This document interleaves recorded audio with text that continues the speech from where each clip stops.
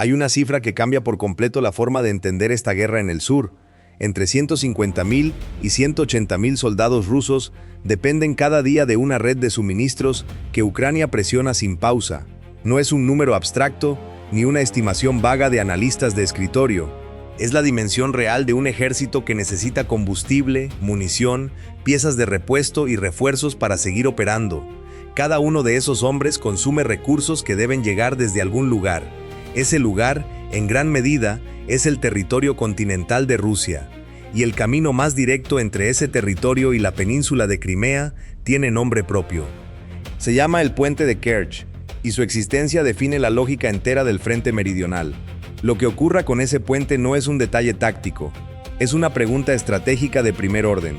El Puente de Kerch no es simplemente una estructura de hormigón y acero tendida sobre el agua. Es la conexión física más directa entre Rusia continental y Crimea, y eso le otorga un peso que va mucho más allá de su función como vía de transporte. Para Moscú, este puente representa la continuidad territorial de su proyecto en la península, una declaración visible de que Crimea es parte de Rusia. Trenes lo cruzan con regularidad, vehículos militares lo transitan cargados de equipo, columnas de combustible y munición avanzan hacia Jersón y Zaporilla a través de él. Desde el exterior, todo parece funcionar con normalidad, pero la guerra moderna rara vez se decide en el momento en que algo colapsa de forma espectacular. A veces, el daño más profundo ocurre antes de cualquier explosión visible. Rusia lo sabe, y por eso ha construido alrededor del puente de Kerch uno de los complejos de defensa antiaérea más densos desplegados en toda Crimea. El experto militar Roman ha señalado que la protección en torno al puente es sólida y está diseñada para detener las amenazas más comunes que Ucrania ha utilizado hasta ahora. Radares capaces de detectar objetos a gran distancia cubren los enfoques aéreos. Sistemas de guerra electrónica interfieren con los sistemas de guía de drones y misiles de crucero. Baterías de corto y largo alcance forman capas sucesivas de intercepción antes de que cualquier amenaza pueda alcanzar la estructura. No se trata de un escudo perfecto, pero sí de uno que eleva considerablemente el costo de cada ataque. Cada intento fallido, paradójicamente, también enseña algo a los defensores rusos sobre cómo mejorar su respuesta. Esa capacidad de aprendizaje es uno de los factores menos discutidos pero más relevantes de este enfrentamiento. Cada alarma aérea sobre el estrecho de Kerch es también un ensayo para los sistemas de defensa rusos. Cada dron derribado revela información sobre trayectorias, velocidades y puntos ciegos en la cobertura de radar. Cada misil de crucero interceptado permite ajustar la posición de las baterías y los protocolos de respuesta. Con el tiempo, esta acumulación de experiencia convierte al perímetro defensivo en algo más difícil de penetrar con los mismos métodos. El analista Roman reconoce esta realidad sin ambigüedades. Ucrania puede presionar el puente, puede forzar a Rusia a mantener sistemas valiosos anclados cerca de Kerch y puede explorar los límites del escudo defensivo. Pero romperlo con drones convencionales o misiles de crucero es una tarea que se vuelve más difícil con cada ataque que no alcanza su objetivo. Sin embargo, hay una categoría de amenaza para la que ese escudo no fue diseñado, y ahí es donde la situación se vuelve genuinamente inquietante para los planificadores rusos. Los misiles balísticos operan bajo una lógica completamente distinta a la de un dron de vuelo rasante o un misil de crucero que se oculta entre el relieve del terreno. Un misil balístico asciende a gran altitud tras el lanzamiento y luego desciende sobre el objetivo a una velocidad que comprime dramáticamente el tiempo disponible para reaccionar. Los defensores tienen apenas segundos para detectar la amenaza, calcular su trayectoria, tomar una decisión y lanzar un interceptor. Si cualquier parte de esa cadena se interrumpe o se retrasa, la defensa falla. Y a diferencia de Moscú, que cuenta con el sistema A-135 diseñado específicamente para amenazas balísticas de alto nivel, Crimea no dispone de ese tipo de protección estratégica. Esa asimetría es el núcleo del argumento que Roman plantea sobre la vulnerabilidad del puente de Kerch. El sistema A-135 fue concebido para defender el centro del poder ruso, no para extenderse sobre cada puente, puerto o hub logístico en territorios ocupados. La región del Mar Negro recibe protección antiaérea, pero no del mismo nivel ni con la misma arquitectura que la capital. Un objetivo fijo como el puente de Kerch tiene una desventaja estructural frente a los misiles balísticos. No puede moverse, no puede ocultarse, y sus coordenadas exactas son perfectamente conocidas por cualquier atacante con acceso a imágenes satelitales. Rusia puede añadir más radares cerca del estrecho, puede reforzar las baterías de corto alcance, puede mantener equipos de reparación en alerta permanente, pero ninguna de esas medidas resuelve el problema fundamental si la arquitectura defensiva no fue diseñada para interceptar amenazas que llegan desde arriba, a gran velocidad y con margen mínimo de respuesta. Este es el punto donde la discusión sobre el puente de Kerch deja de ser sobre el pasado y se convierte en una pregunta sobre el futuro inmediato. Lo que Ucrania ha utilizado hasta ahora, drones, misiles de crucero, presión constante sobre las rutas alternativas, ha creado fricción operativa real sin destruir la estructura. Pero si Kiev llegara a recibir sistemas con perfiles de vuelo balístico o cuasi balístico, las reglas del enfrentamiento cambiarían de forma fundamental. Los planificadores rusos tendrían que defender el mismo objetivo contra un tipo de amenaza para la que sus sistemas actuales no fueron optimizados. El tiempo de decisión se reduciría, la cadena de mando estaría bajo una presión diferente, y la red logística que sostiene a 150.000 o 180.000 soldados en el sur quedaría expuesta a una vulnerabilidad que el escudo actual no puede cerrar por completo. La guerra moderna, como observan quienes la estudian con atención, no siempre se decide en el momento en que una estructura cae. A veces se decide mucho antes, cuando un sistema logístico comienza a operar bajo una presión que no puede absorber sin consecuencias. Cada alerta aérea que retrasa un convoy, cada ruta alternativa que debe activarse, cada sistema de defensa que debe permanecer anclado cerca del puente en lugar de desplegarse en otro frente, todo eso tiene un costo acumulativo. El puente de Kerch puede seguir en pie y sin embargo volverse menos útil si el tráfico que lo cruza se vuelve más lento, más cauteloso y más costoso de proteger. Esa es la lógica que subyace a la campaña ucraniana en el sur, y es una lógica que no requiere explosiones espectaculares para producir efectos reales. La pregunta que queda abierta al final de este análisis es también la más importante. No es si el puente de Kerch sobrevivirá al próximo ataque con los medios que Ucrania tiene hoy. Es si Ucrania puede acceder a sistemas de armas contra los cuales las defensas actuales en torno al puente resultan insuficientes por diseño. Si esa condición se cumple, la lógica del enfrentamiento no solo cambia en torno a Kerch, cambia en toda la región del Mar Negro, y con ella cambia la capacidad de Rusia para sostener su maquinaria de guerra en el sur durante el tiempo que este conflicto aún tiene por delante. Esa condición, acceder a sistemas diseñados para un nivel de amenaza diferente, no es solo una hipótesis técnica sobre el futuro, es la variable que reordena toda la lógica del conflicto en el sur, porque cambia quién controla el tiempo de respuesta y quién lleva la iniciativa estratégica en esta región. Pero incluso mientras esa pregunta permanece abierta, Ucrania no espera, trabaja sobre otra dimensión del problema, una que no depende de un único sistema de armas ni de un único objetivo visible en el mapa. Trabaja sobre el ritmo operativo de toda la maquinaria logística que mantiene vivo el esfuerzo bélico ruso en el sur. Ese ritmo es, en sí mismo, un objetivo tan legítimo como cualquier puente o depósito de combustible, y perturbarlo no requiere destruir nada de forma espectacular ni inmediata. Requiere algo más paciente y más difícil de contrarrestar, acumulación constante de fricción operacional en cada nodo logístico del sistema.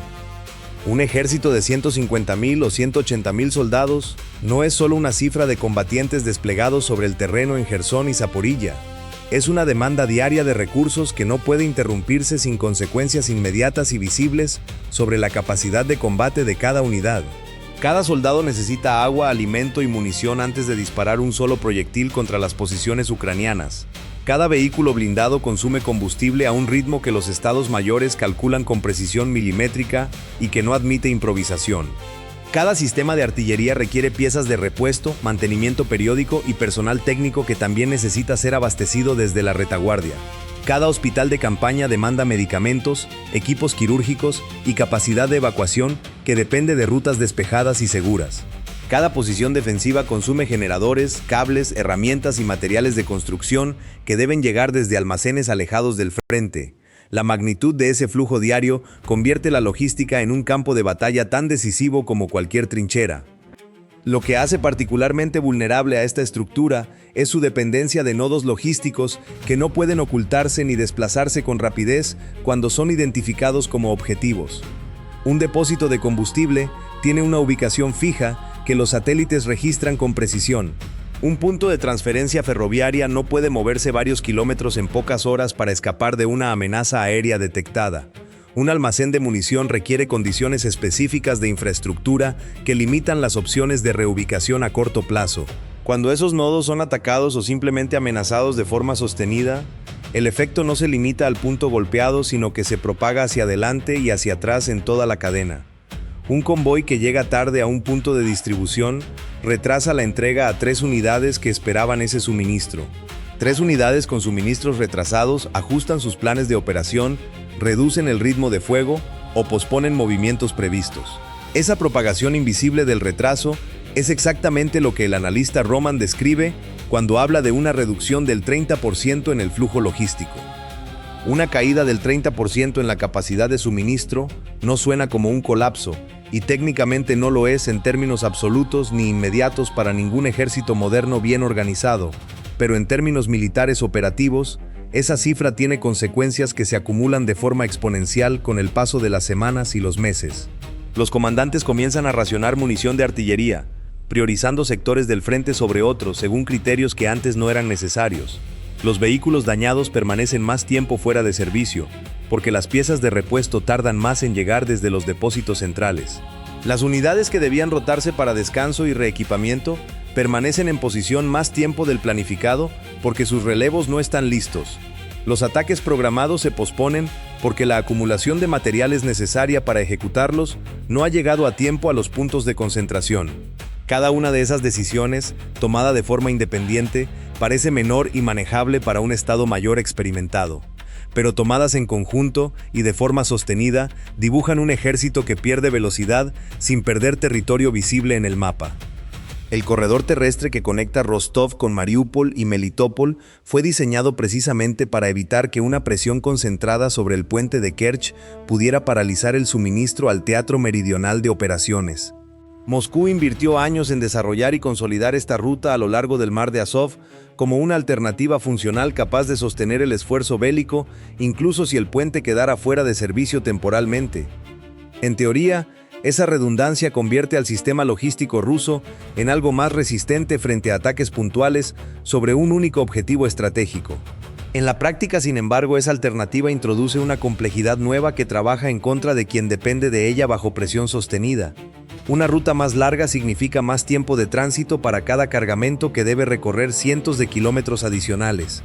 Más tiempo de tránsito significa mayor exposición a ataques, mayor consumo de combustible para los propios vehículos de transporte y mayor desgaste del personal que conduce esas columnas.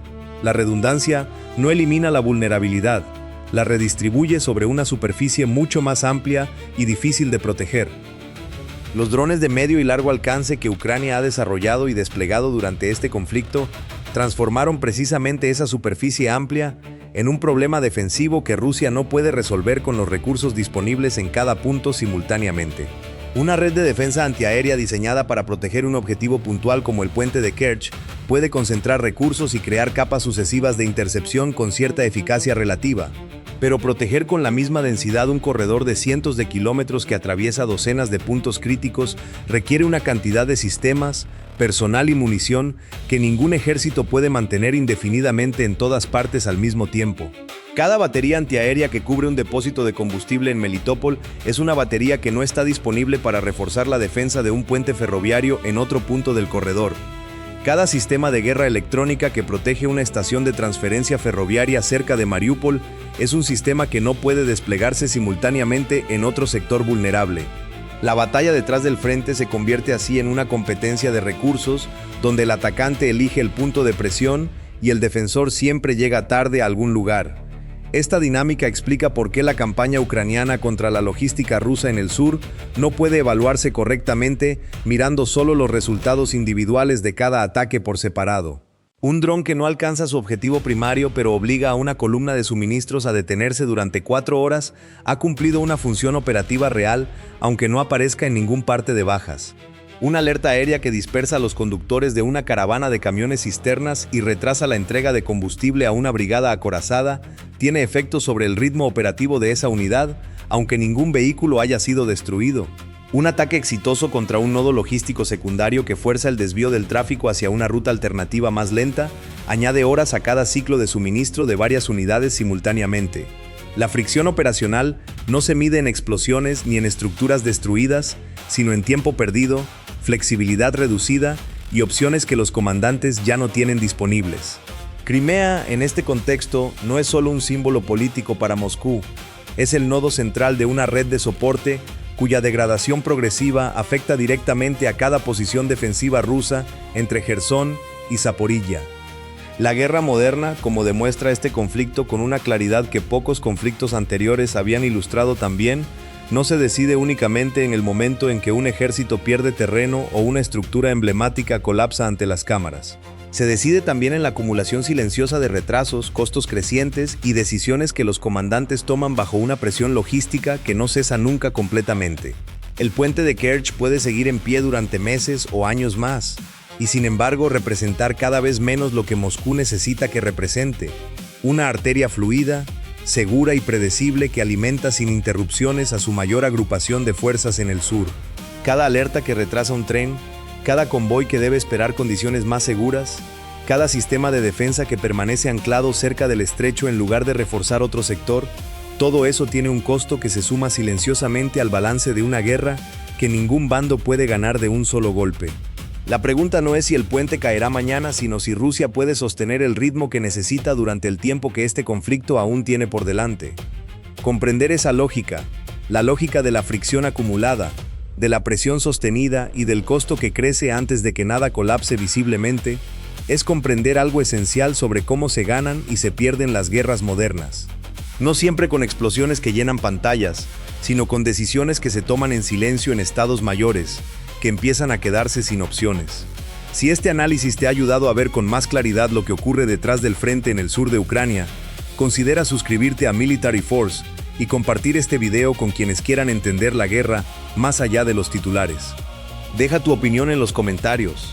El debate informado es también una forma de resistencia frente a la confusión que toda guerra genera, porque cuanto más comprendemos cómo funciona la guerra, más claramente vemos por qué la paz no es solo una aspiración, sino la única conclusión que tiene sentido defender. Cada puente que permanece en pie, cada convoy que llega a su destino, cada soldado que regresa a casa, todo eso nos recuerda que detrás de cada análisis estratégico hay vidas humanas que merecen algo mejor que la guerra.